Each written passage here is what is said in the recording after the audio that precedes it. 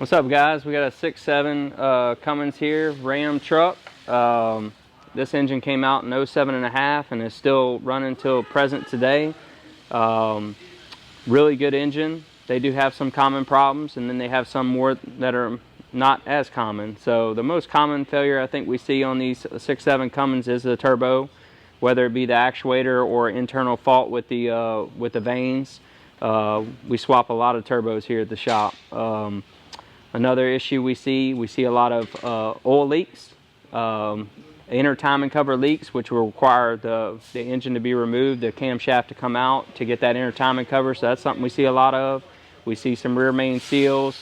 We see injectors every now and again. Most of the time the injector failures are probably prone to lack of maintenance, poor fuel quality, things like that. So the biggest thing you could do, just like I stress on all my videos, is do your maintenance, change your air filters, change your fuel filters every 15,000, change your oil every 5, you know.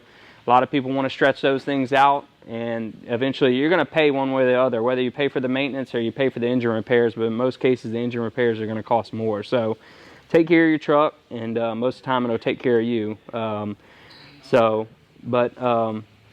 But we do see on these 6.7 Cummins, we also see quite a few head gasket failures. We upgrade that with ARP studs. We machine the head, so that's an upgrade that we could do here in-house. Another big issue we see with these trucks, and probably a lot of that stems from maintenance, is we see a lot of transmission issues, a lot of transmission failures.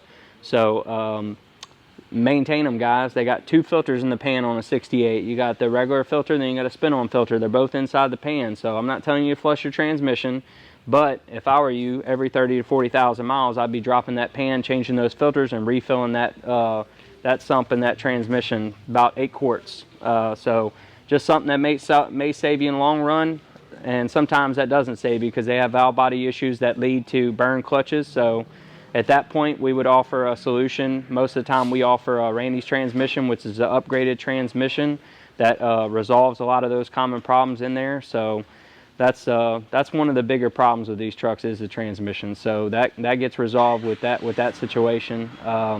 So I mean, that pretty covers it. You know, I mean, we have some issues with water pumps. That's very common. Thermostats. So that's all kind of small stuff. The big stuff is the head gaskets in the turbo replacements. Another thing that's kind of not as common, they have a heater grid that has a bolt that can deteriorate due to excessive heat. Most of the time what causes that is a relay getting stuck on, and it mostly happens in colder climates, not here down in the south where we're at, but it can happen. So if you buy a northern truck that's been in a lot of cold weather, because the computer detects when it wants to turn that intake heater on, so when that relay gets stuck on, it can turn that nut in that intake into molten rock, and when it falls, it's going to fall in the number 6 cylinder, and it's going to eat the engine. So Bank sells a kit to upgrade that. BD sells a kit. There's a couple different people out there that sell it. So either way it goes, if you can do that, that's a great upgrade.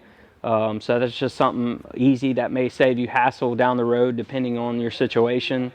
The emissions with these trucks, pretty good. The 07.5 to 09 trucks, really good. 10 to 12, pretty good. The newer trucks, I find there's more issues when they got into 11 with the SCR and the DEF and all that. So we have more issues with SCRs and knock sensors and things like that.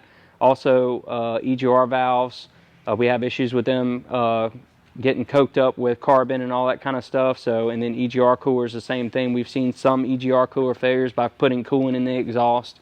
So I know Dodge does have some maintenance schedules to clean the actual EGR valve, take it out and wash it out, get all that carbon out to keep it moving the way it should. So there's a lot of preliminary actions you could do. Another thing that a lot of people skip on these trucks is the crankcase filter.